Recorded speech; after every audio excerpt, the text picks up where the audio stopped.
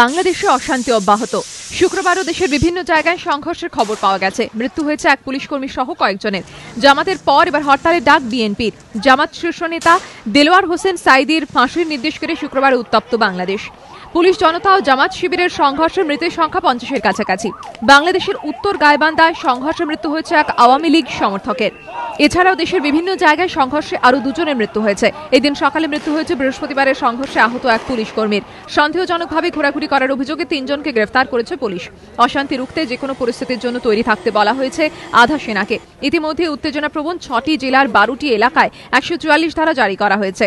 কার্যত পুলিশি প্রহরায় ঢেকে ফেলা হয়েছে ঢাকাকে। অন্যদিকে উদ্ভূত পরিস্থিতিতে আগামী মঙ্গলবার বাংলাদেশে হরতালের ডাক দিয়েছে বিএনপি। দলের চেয়ারপারসন খালেদা জিয়ার অভিযোগ, সরকারি প্ররোচনায় দেশে গণহত্যা চলছে।